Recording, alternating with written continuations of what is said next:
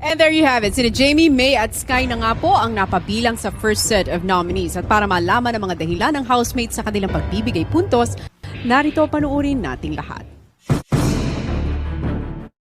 Bibigyan ko po ng 1 point kuya si Jamie kasi sobrang takaw po niya sa pagkain. Siya po yung nakaubos ng supply natin sa ref kuya. Pati na rin yung binigay na ayuda ni Mayor. Inubos po niya lahat. 2 points naman po yung ibibigay ko kuya kay Sky. Kasi po hindi ko na-gets kung bakit niya binilang yung butas ng Skyflakes. At sinubukan niya rin pong pinaghihiwalay yung laman ng Nescafe 3-in-1. Bibigyan ko po ng 1 point si Pedro kuya kasi hindi po siya matino kausap. May mga jokes po siyang hindi ko nagugustuhan. Halimbawa kuya, nung nag-uusap kami tungkol sa alaga niyang aso na isang canine.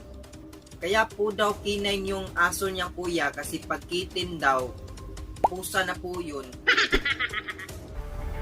2 points naman po kuya kay Sky. Kasi po kuya, hindi ko nagugustuhan yung trip niya. Pinapaandar niya yung electric fan tapos siya yung umiikot.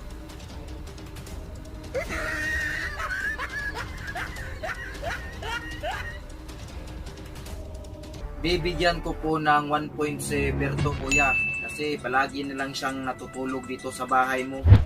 Pauwiin na lang natin siya kuya at sa bahay na lang nila tatapusin yung pagtulog niya.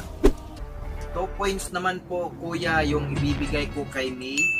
Kasi po hindi po siya tumutulong sa mga gawaing bahay. Lagi na lang po sila naglalambingan ni Pedro kuya.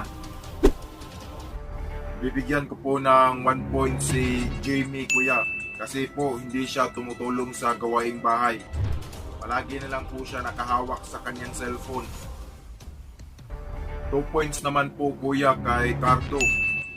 Kasi po nagpatato po ako sa kanya ng isang dinosaur. Tapos yung kinalabasan po is nagiging Barney. Nagiging expectation versus reality niya po ako. Na-scam niya po ako kuya. Isa po siyang scammer. Bibigyan ko po kuya ng 1 point si Berto kasi po madalas niya sinusuot yung mga damit ko. Yung iba po niyan masyado nang maluwag sa akin kasi po sinusuot niya.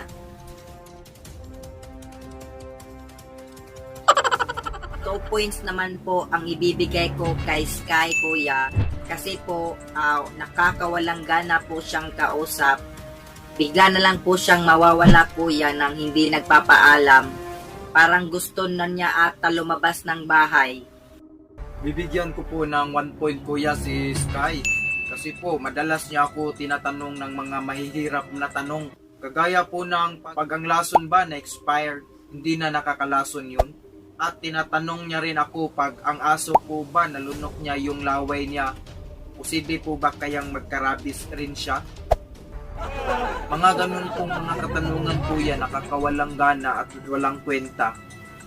2 points naman po kuya kay May.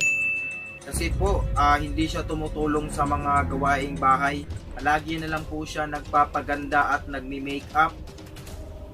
Bibigyan ko po ng 1 point si Jamie kuya kasi hindi po niya nililinisan yung CR pagkatapos niyang gumamit.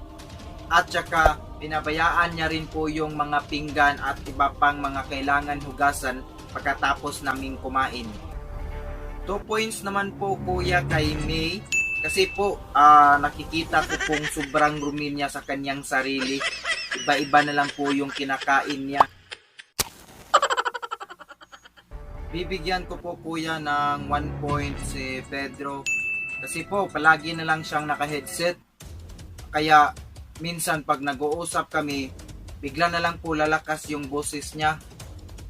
Tsaka 2 points naman po kay Mulo kuya kasi sobrang pangit ng boses niya. And the waves are floating the shore and I can't find a way home anymore. That's when